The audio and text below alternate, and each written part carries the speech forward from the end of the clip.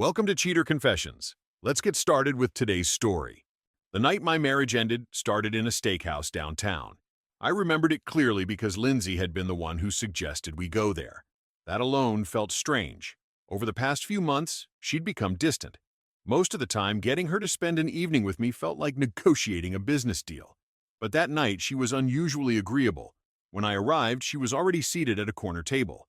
"You beat me here," I said as I sat down. "Traffic was light," she replied. Her smile looked forced. "We ordered drinks. We made small talk. Work. The weather. A vacation we'd talked about taking but never booked. The whole thing felt rehearsed." Halfway through dinner, Lindsay stopped touching her food. She looked down at her plate for a few seconds, then finally looked up at me. "Mason, there's something I need to tell you." There it was. The tone. I had heard it before when people were about to deliver bad news. I set my fork down. "Go ahead." She took a breath. "I'm moving in with James." The words landed exactly how she intended them to. Direct, final. I stared at her. She held my gaze. Then she added another piece. "We've been seeing each other for a while." The restaurant noise seemed to fade into the background. Not because I was shocked, because hearing it out loud felt different than suspecting it. Lindsay kept talking. "I didn't plan for this to happen." I almost laughed. Nobody ever planned for it to happen. It always just somehow happened. "We've fallen in love," she continued. "I don't want to keep pretending anymore." I leaned back in my chair. "How long?" Her eyes narrowed slightly. "Does it matter?" "It matters to me." She hesitated. 7 months. I nodded once. 7 months. Nobody accidentally betrays their spouse for 7 months. That's not a slip-up. That's a decision repeated day after day. To my surprise, Lindsay looked disappointed. She had expected anger, maybe shouting, maybe begging. Instead, she got silence. Finally, she crossed her arms. "That's it? You're not going to say anything?" I looked directly at her. "Oh, I've got plenty to say." For the first time that night, her confidence slipped. Then I asked the question that changed the expression on her face completely. "Before we continue, Lindsay, what exactly has James told you about me?" For a moment, Lindsay just stared at me. The question clearly wasn't what she expected. "What does that even mean?" she asked. "It means exactly what I asked." I took a sip of water. "What has James told you about me?" She shifted in her seat. "Not much." That answer told me everything. I nodded slowly. That's what I thought. The confidence she'd walked into the restaurant with was already starting to crack. "Mason, stop talking in riddles." "I'm not." I folded my hands on the table. "You think tonight is some huge surprise for me. It isn't." Her expression changed, just slightly. But I caught it. "What are you saying?" "I'm saying I figured out something was wrong months ago." Neither of us touched our food anymore. The dinner was over. We were just sitting through the remains of it. Lindsay looked away first. I continued. "It started with little things." She stayed quiet. "You suddenly needed overtime every week. You started protecting your phone like it contained state secrets. Then there were the weekend work meetings." She opened her mouth. I cut her off. "Don't." We both know those meetings weren't work. For the first time all night, she looked uncomfortable. Not guilty. Uncomfortable. There was a difference. "Did you spy on me?" she asked. "No." That was true, at least mostly. "I paid attention." Her jaw tightened. Then I mentioned the name. "Daniel helped me without realizing it." Her head snapped up. "My coworker Daniel?" "Yeah." A month earlier, I'd run into Daniel at a hardware store. We talked for 10 minutes. During the conversation, he casually mentioned that Lindsay hadn't attended a company conference she supposedly spent 3 days at. The same conference she'd used to explain her disappearance that weekend. One careless comment. That was all it took. From there, I started checking everything. Not obsessively, methodically. Every story, every excuse, every gap. Eventually, one name kept appearing. James. The mysterious friend. The guy who somehow always seemed to be around when Lindsay wasn't where she claimed to be. "You followed me?" she asked quietly. I held her gaze. "Once?" She looked down. That answer hit harder than anything else I'd said, because now she knew. Not suspected. Knew. I saw enough. The silence between us stretched. Finally, she shook her head. "You should have confronted me." I almost smiled. "No." She frowned. "No?" I leaned forward. I wanted facts before I made decisions. For the first time that night, Lindsay looked nervous, and I wasn't finished. That's why, before I came to this restaurant tonight, I'd already spent 3 weeks talking to a lawyer. The color drained from Lindsay's face. For a second, she looked like she'd forgotten where she was. "A lawyer?" she said. "That's right. You already hired a lawyer?" "I had a consultation first, then another. Then I hired one." She stared at me. I could almost see her trying to recalculate the entire evening. This wasn't the conversation she'd expected. She thought she was delivering the news. Instead, she was finding out I'd been preparing for it. Lindsay folded her arms. "Wow. What? You moved pretty fast." I laughed once, the first genuine laugh of the night. 7 months, Lindsay." Her eyes narrowed. "Things weren't good between us." "There it is." "What?" "The justification." She looked away. I continued. "You didn't accidentally end up with another man. You made a decision. You weren't exactly perfect either." "I never said I was." That seemed to surprise her. I wasn't interested in pretending I'd been some flawless husband. But there was a difference between imperfection and betrayal. Lindsay leaned forward. "You were always working." "I was." "You cared more about providing than being present." "I was paying for the life we both wanted." She opened her mouth. I didn't let her interrupt. "The house." I held up one finger. "The vacations." A second finger. "The credit card debt you never told your parents about." A third. Her face immediately tightened. That one hit. Because it was true. Years earlier, she'd buried herself in debt before we got married. I'd spent 2 years helping clean it up. Nobody knew, except us. "I never threw that in your face," I said calmly. "I know." "No, you don't." The words hung there. For the first time all evening, Lindsay looked genuinely uncomfortable. Not because I was yelling, because I wasn't. The calmer I stayed, the harder it was for her to paint me as the villain. Finally, she sighed. "James makes me happy." There it was, the real reason. Simple. Direct. I nodded. "Then you should go be happy." She blinked. "What?" "You heard me." She looked confused, almost frustrated.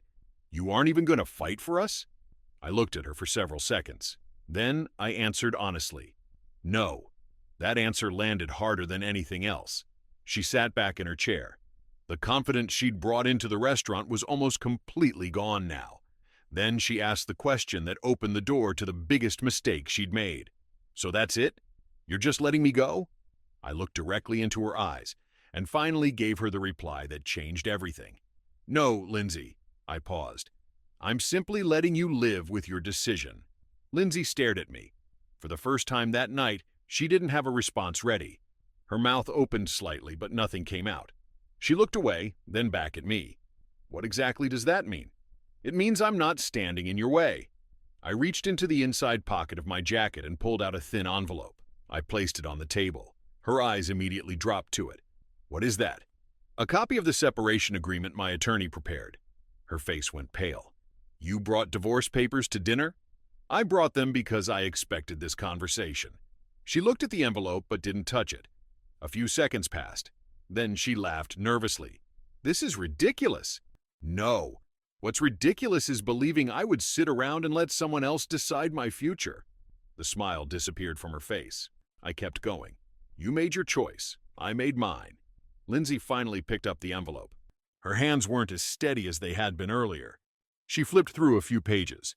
Then she stopped. "What is this?" "The financial disclosures." Her eyes moved faster. Then she looked up. "What happened to the joint savings account?" "I moved my share into a separate account 3 months ago." Her mouth opened, then closed again. 3 months. The number clearly bothered her, because it meant I'd been preparing long before tonight. "You planned all this?" "I prepared for all this." There was a difference. Planning meant hoping for it. Preparing meant being ready if it happened. She flipped another page, then another. The confidence was completely gone now. "Mason." I said nothing. She swallowed. "James doesn't know about some of this." I figured. The statement hit her like a punch, because she knew exactly what I meant. James didn't know about the old debts. He didn't know how many times I'd covered unexpected expenses. He didn't know how often I'd stepped in when things went wrong. Those weren't secrets I'd exposed. They were responsibilities she'd never bothered to mention. "You wouldn't tell him, would you?" she asked. I almost laughed. "Lindsay, I don't need to tell him anything." She looked confused. I leaned back in my chair. Reality will do it for me. The silence that followed was the longest of the night. Then her voice softened. Not loving, not apologetic. Scared. "Mason, maybe we're moving too fast." There it was. The first retreat. The first crack. The first sign that the future she'd imagined wasn't as perfect as she'd convinced herself. I stood and dropped enough cash on the table to cover the bill. Then I looked down at her. "You weren't moving too fast when you spent 7 months lying to me." Her eyes filled with panic. I picked up my jacket, and for the first time all night, Lindsay looked like someone who had just realized she might have made the biggest mistake of her life.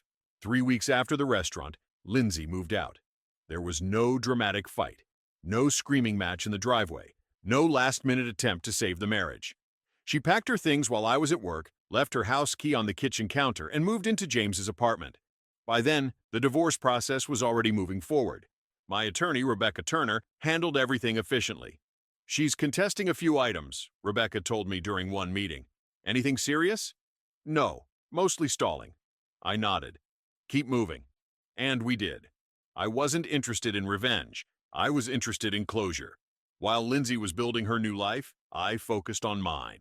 I went back to the gym consistently, started spending time with friends I'd barely seen in years, took weekend trips without asking anyone's opinion. The strange thing wasn't that I felt happy. It was that I felt peaceful. For months, I'd been carrying uncertainty. Now I wasn't. Then the rumors started. The first came from Daniel. We met for coffee one Saturday morning. He looked uncomfortable. "Not sure if I should tell you this." "Tell me what?" He sighed. "I ran into Lindsay last week." I said nothing. "She didn't seem great." I took a sip of coffee. "What happened?" "She and James were arguing in a parking lot." That got my attention. Daniel continued. "It looks serious." I shrugged. "Not my problem." And I meant it. But the reports kept coming. Not from gossip, from people who happened to cross paths with them. James and Lindsay arguing at a grocery store. James leaving a restaurant alone after what looked like another fight. Lindsay showing up late to work looking exhausted. The pattern was becoming obvious. The fantasy was colliding with reality. Affairs were exciting when they existed in stolen moments. Real life was different. Real life came with bills, responsibilities, compromise, consequences. About 2 months later, I received an email from Rebecca. The divorce was entering its final stage. I sat in my office reading it when my phone buzzed. An unknown number. Normally, I ignored calls like that. For some reason, I answered. "Hello?" For several seconds, nobody spoke. Then a man's voice came through. Calm, careful. "Is this Mason?"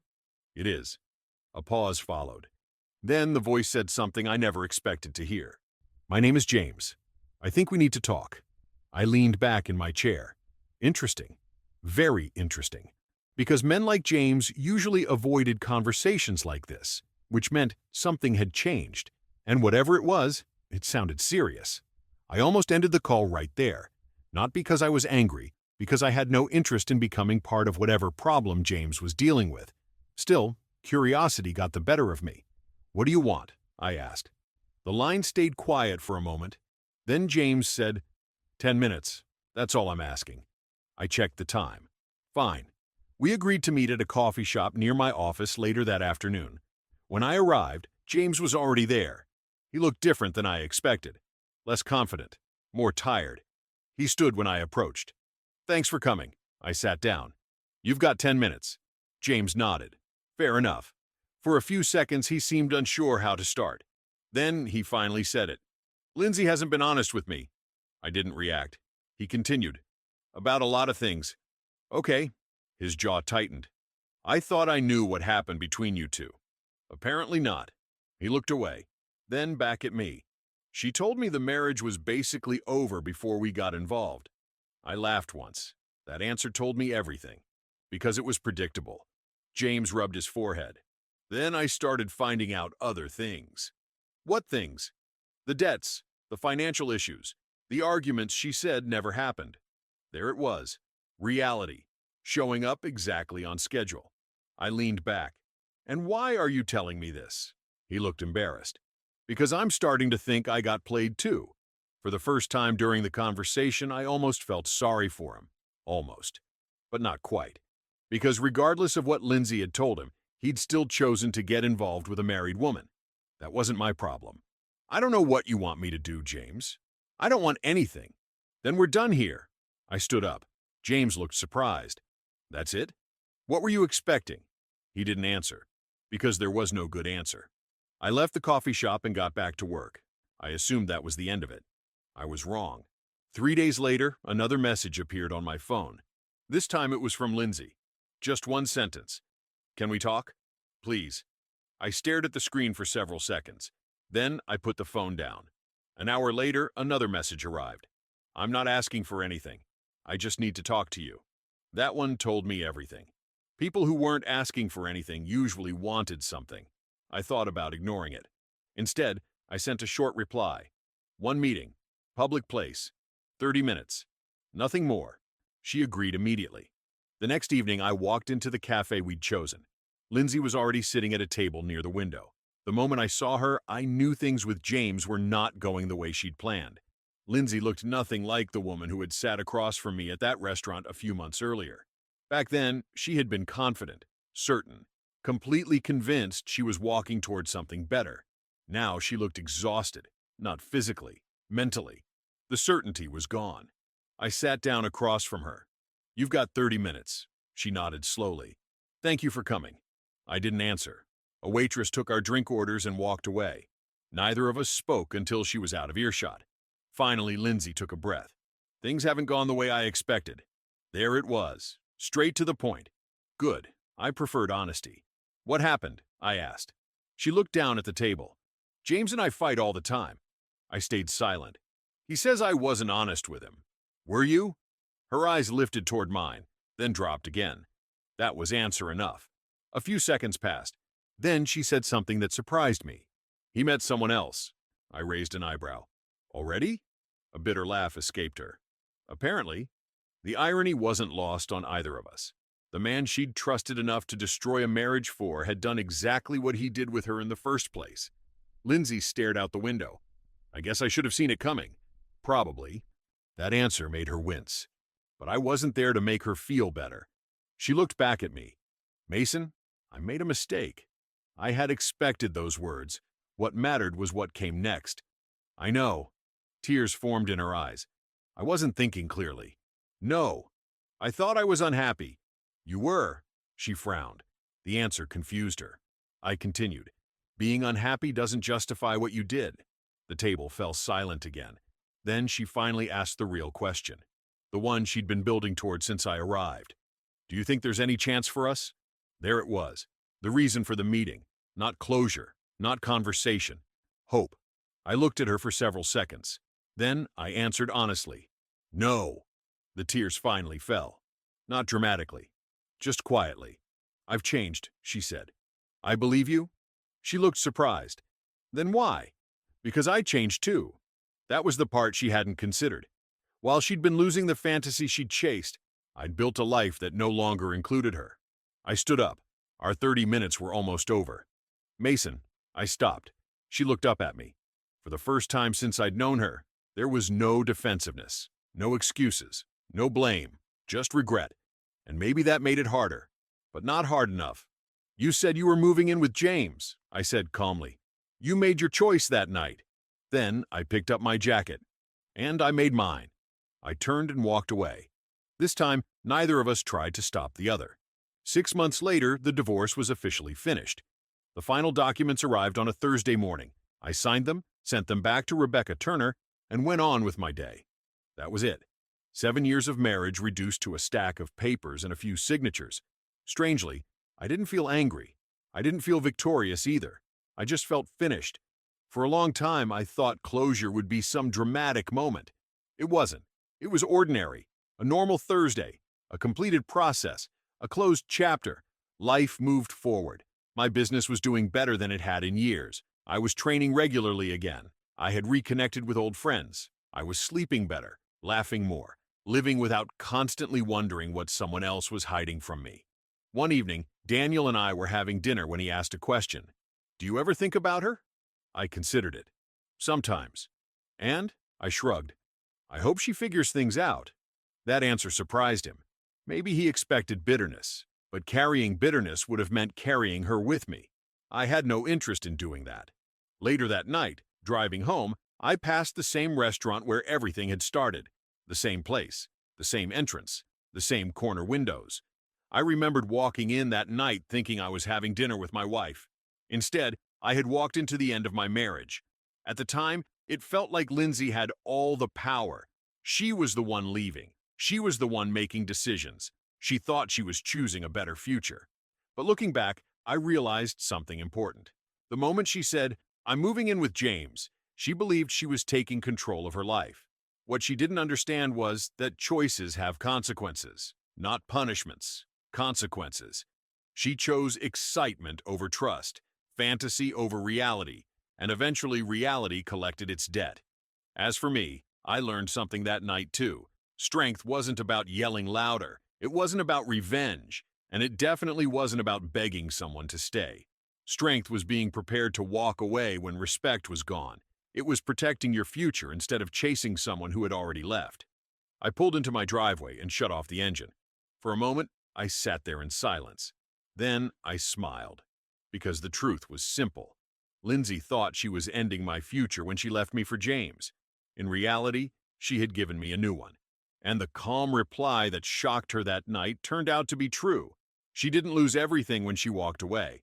She lost the one thing she never thought she'd have to replace. A man who had been loyal to her when loyalty actually mattered. And once that was gone, there was no getting it back. Thank you for watching.